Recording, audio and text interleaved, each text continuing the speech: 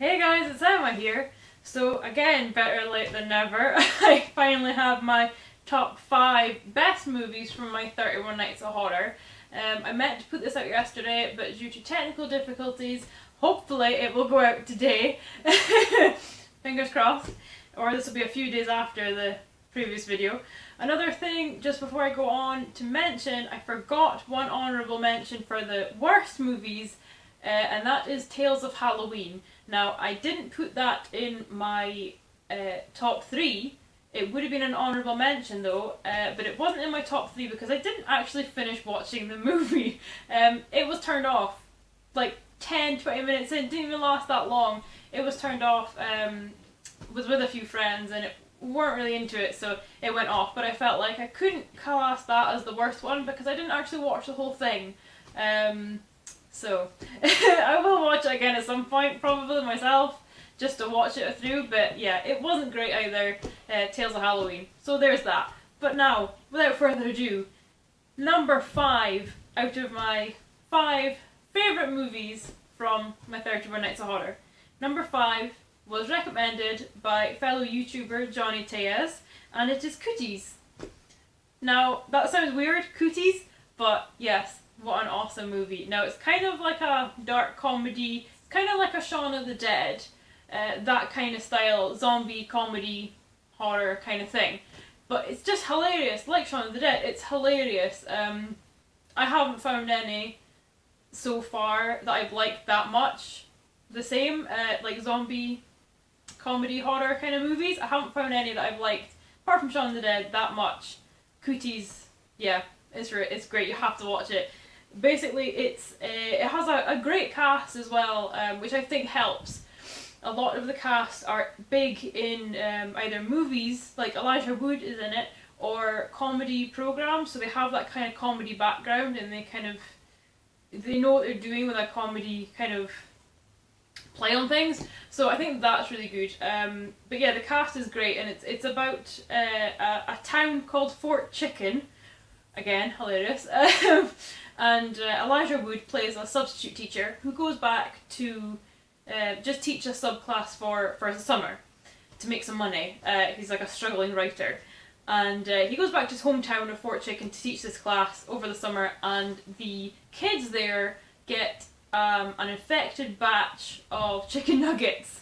It makes you think, you watch this movie, you think completely differently about chicken nuggets. Maybe some of you won't eat them again, okay? Maybe that's a good thing, but I'm just saying, if you watch this movie, you may never eat chicken nuggets again. So he goes back, all these kids get infected with cooties from these infected chicken nuggets and basically turn into zombies. These little zombie kids running around. It's absolutely hilarious. And the surviving teachers and a couple of students have to try and, make it out. Kind of try and wait until like 3 o'clock when their parents come to pick the kids up so that they could get help to get out away from the kids. It sounds kind of weird. It is weird, but it's absolutely hilarious. As I said, the actors really help as well, I think, and they take the piss out of a lot of things as well. Like at one point, one of the other teachers calls Elijah Wood a hobbit, which is hilarious. And as the special effects are actually really good. You'd think for this kind of movie, like, oh, you're not really looking at the special effects. It's more for the comedy gags, but the special effects are actually really good. They really look really realistic.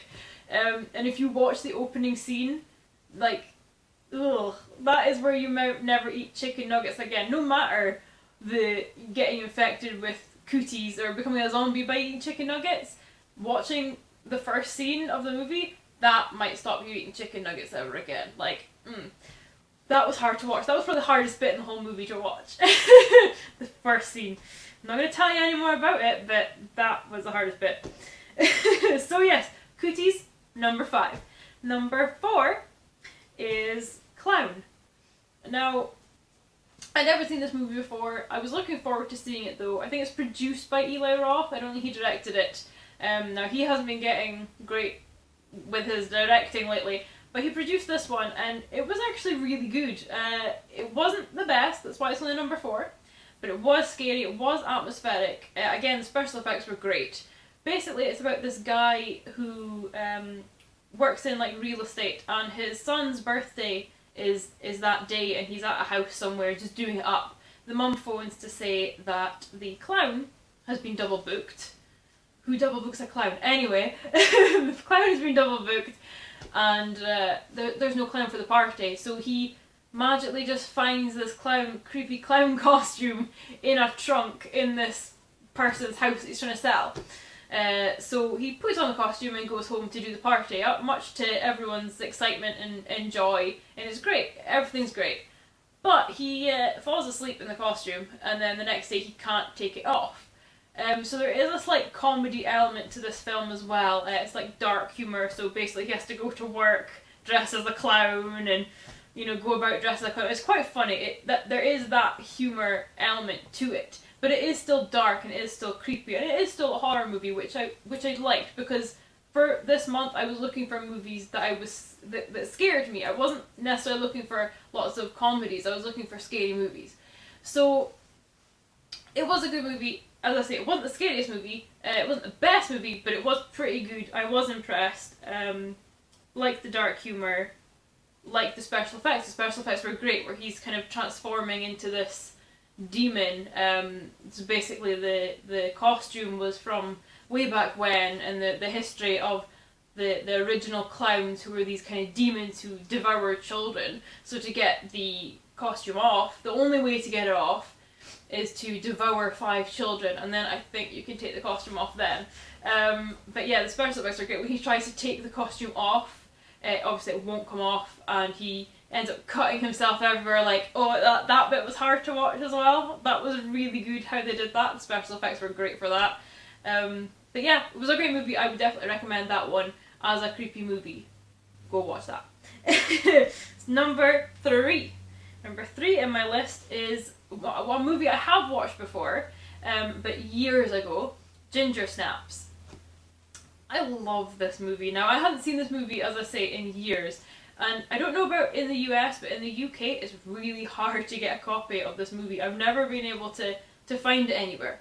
Thankfully, I noticed for Halloween, for October, it was going to be on TV, so I managed to tape it, and I watched it whatever night it was, I can't remember which night, one of the nights of my 31 Nights of Horror, and oh my god, it really holds up to the test of time, for me anyway. I mean, I think a lot of it is to do with nostalgia as well, you know, me remembering when I watched it way back when I was this weird goth kind of teenager. But yeah, it's such a good movie. It's funny again, really dark, twisted, like really dark and twisted. If you haven't seen it, go watch it. It's about these 2 sisters who are these kind of gothic kind of creepy girls, and they take like death pictures, so they'll like pose with like fake blood and pretend they're dead and take all these really gruesome pictures that look really realistic, and like being impaled on the fence or whatever, or like, you know, sipping rat poison out of like china teacups and things. Like, it's really twisted, but like I just loved it when I was a teenager, when I was really twisted. So it kind of takes me back to that time watching it again, I think. But even without the nostalgia, it's such a great movie. So it follows these 2 twisted girls, and the fact that there's this beast going about, and everyone's kind of worried about that, and like, you know, staying in, not going outdoors much. The dogs are getting like attacked and things, and then the girls are out one night, and the beast comes and attacks one of the sisters, Ginger, and it transpires that it's not a beast. Well, it is a beast, but it's a werewolf. And obviously the sister starts turning into a werewolf. And I really liked how they did that as well, because both the girls are all twisted and weird, and they don't want to like grow up really, and they're quite older teenager. I think they're like 15 or 16, but they haven't had their periods yet. And they don't want to have their periods. They're like, oh, that's disgusting, that's horrible, I never want to have that. But with this, the way they did it was that the Ginger that got attacked starts to have her first period. So then she's turning into this werewolf, but the questions she asks the kind of like the school nurse are questions that would be answered by a girl having her first period, and she didn't know what was going on. So she'll be like, you know, there was a lot of blood, like something's going on. And she's like, oh yes, there'll be a lot of blood. There'll be she's like, it was really a lot. No, there'll be loads of blood. It's fine. It's fine. And then she was like, I'm growing hair and stuff. And she's like, yes, you'll grow extra hair. Like, so funny. It's just like the way they managed to like make it fit into that so that no one would suspect anything. I just thought it was really clever the way they did it. I really liked it. And it was just a great movie. I liked the way they did it. I liked the actresses in it. They were really great. Catherine Isabelle plays Ginger. Love her. I think that was the first time I saw her in a movie when I was a teenager, and I've seen her a few things since, and I just love her. I'm like, oh, it's her from Gingersnaps! I've never seen her on TV. So that's awesome. Great movie again. If you haven't seen it, go see it. If you're twisted like me, you'll love it. Now, number 2 in my top 5 is Insidious Chapter 3. Now this was an unexpected one for me, to be honest. I did not think I would like this one. I liked the first one, Insidious. I liked Insidious a lot. I thought it was great. I saw it in the cinema. Went to see the second one in the cinema, was not impressed, thought it was crap. So when I heard the third one was coming out, I was like, not gonna like that at all. It sounds crap, it looks crap. It's a prequel. Prequels aren't always that great. So I didn't go to the cinema to see it. But I managed to get a copy on DVD this last month, near the end of the month I think it was, and I watched it with my mom because she's a big horror fan as well. And we were both so impressed. Like, I'm so upset now that I didn't go to the cinema to see it, because a big screen and it would be like pitch black, that would have been awesome, because it was really creepy and it was really scary. So yeah, I was really impressed, and I think maybe because I thought it was going to be bad, it was better. I was more impressed because it was better. But even if I'd gone in with good expectations, I'm still think I would have been impressed with it, because it was a really good movie. And I liked how, because it was a prequel, you see some of the characters like that are through the movies meeting for the first time. So like Elise, who's the psychic who talks to the dead and all that, like she meets the two guys that she works with in like the first and the second one, which is awesome. I love that, and it's funny. A lot of horror movies seem to put at least a bit of humour in them. Like, I don't think I watched many movies this last month that were horror that didn't have any comedy in them. I think everyone had a little bit, which is good because it kind of lulls you into a false security, and then something happens and you like shit your pants.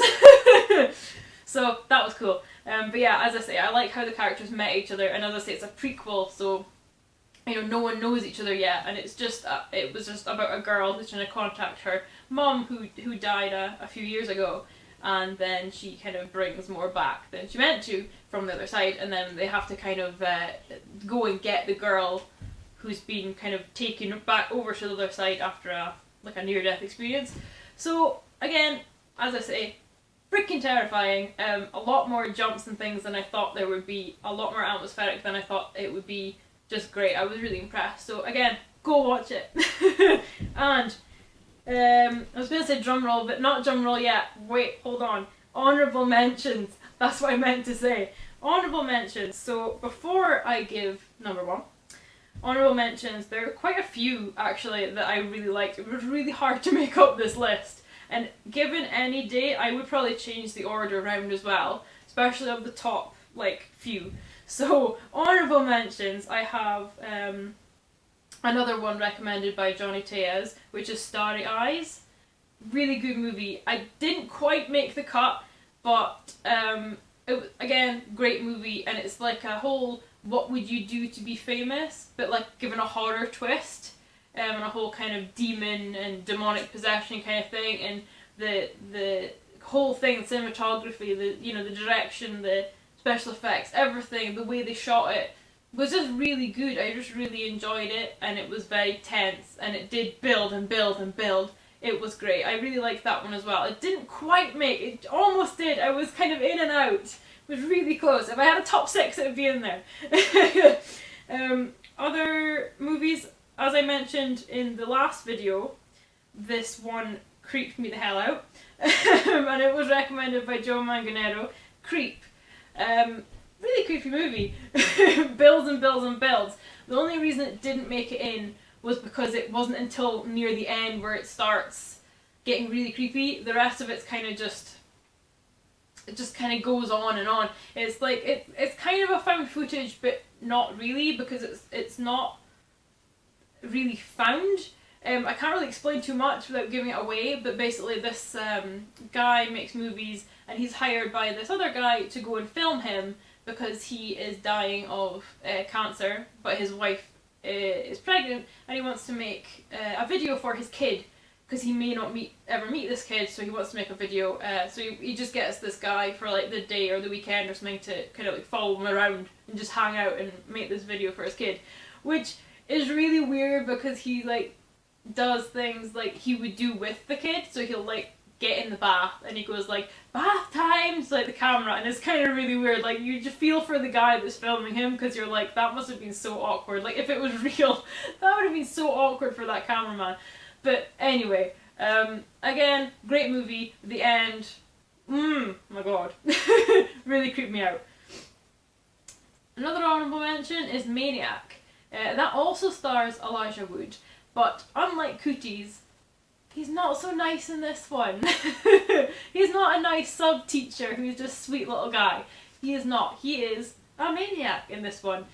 He owns a mannequin shop where he does up really old style mannequins and things like that, and he wants them to be a bit more real than they are, or he thinks they're a bit more real than they are as well, and he tries to make his own ones with bits of people.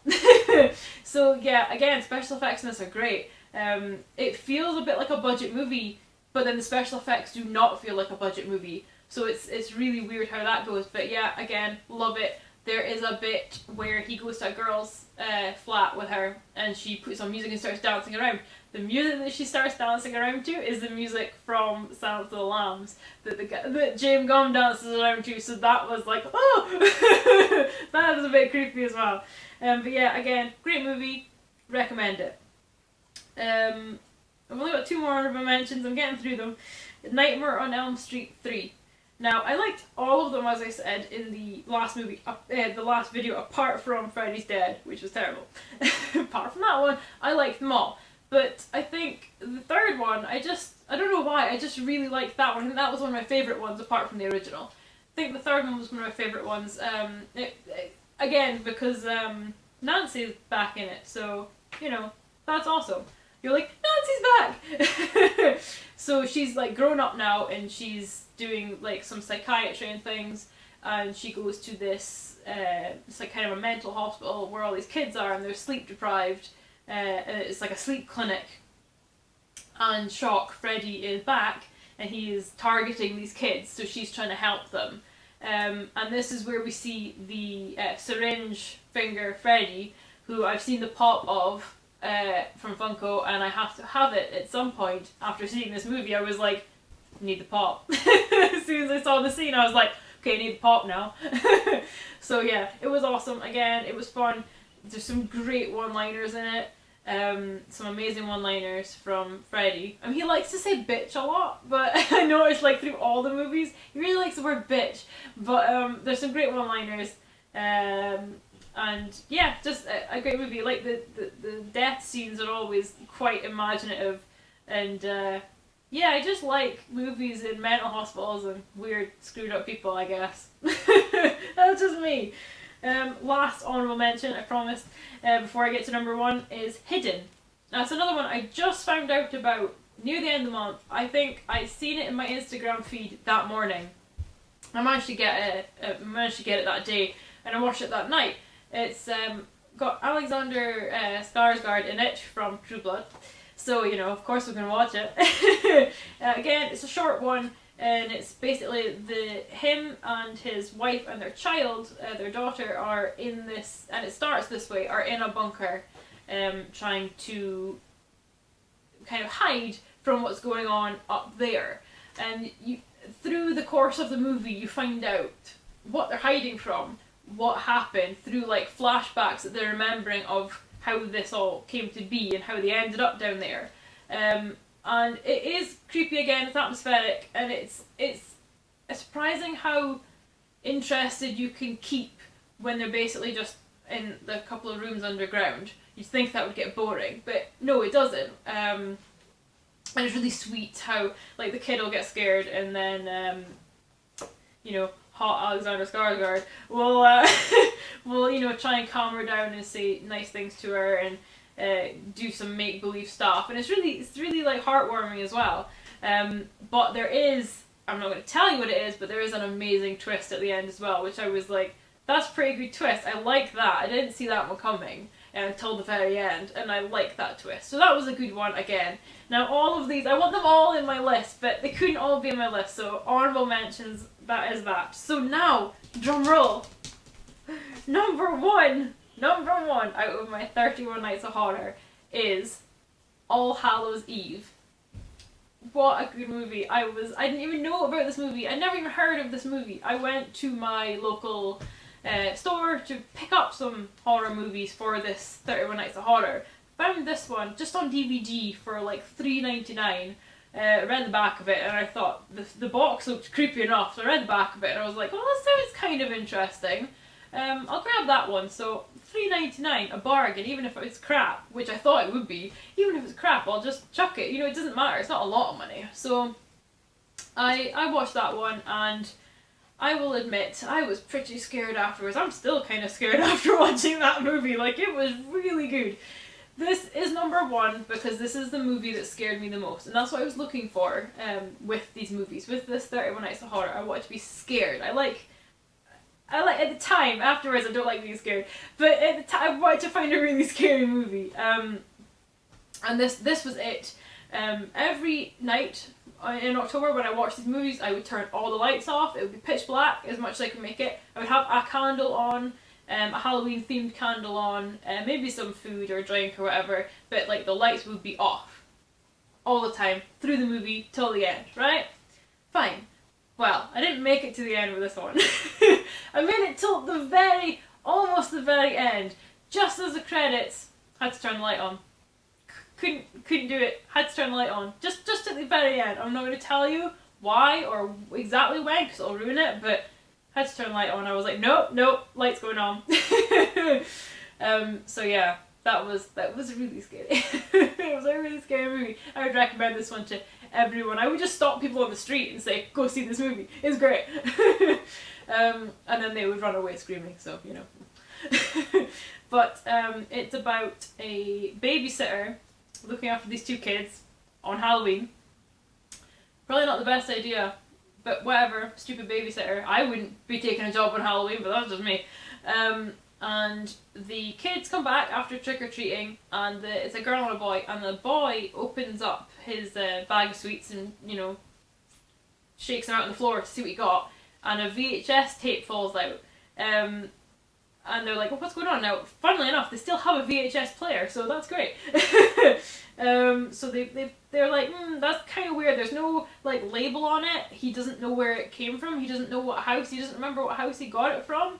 He didn't even know it was in there, which is really creepy. And the babysitter is like, I'm not sure if we should put this on. I don't know. We don't know what's on here. Your parents won't be happy. So they finally convince her to just kind of turn it on and see what's going on. And it's basically all these little short stories or short movies all seeming to come together with this really creepy clown. Now, we've had creepy clowns before, so we've got Pennywise, we've got Captain Spaulding. This is the new scary ass shit clown. He is really scary. Like, the scariest for a long time. So yeah. Ooh. And he brings all the stories together. He features in all of them at one point or another. So after the first one, which gets quite brutal near the end, the babysitter just sends the kids to bed and starts watching it again by herself, which I wouldn't be doing, but that's up to her.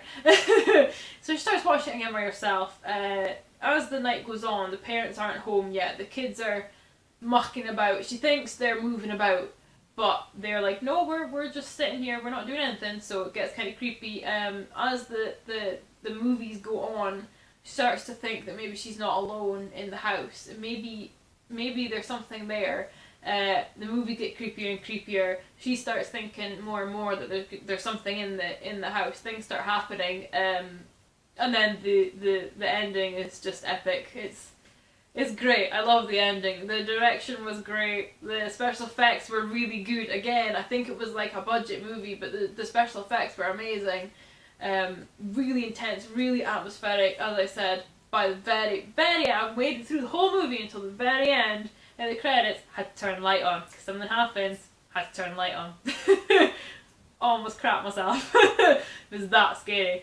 I think I had to sit up for a little while afterwards. I couldn't go straight to bed or anything. It was just too scary. So that is number 1, All Hallows Eve. I would recommend that to anyone. It's just, if you like scary movies, if you don't like scary movies, okay, maybe I wouldn't recommend it. But if you like scary movies, you want a scary movie, go and watch that movie. It was my favourite by far, and I watched it quite early on. I think it was like night 12 or something of my 31 Nights of Horror, and as soon as I watched it I was like, well, this is going to be number 1. So yeah, it was great. I was so impressed. I just thought it was going to be crap, and I was so impressed. It was so good. I've kept it. I'm so glad I got it. It's pride of place in my DVD collection, in my horror DVD collection. So yeah, that is number 1, and that is it. So let me know what you thought of my choices. If you disagree, let me know in the comments below. And as always, like, comment, subscribe, and I'll catch you next time. Bye!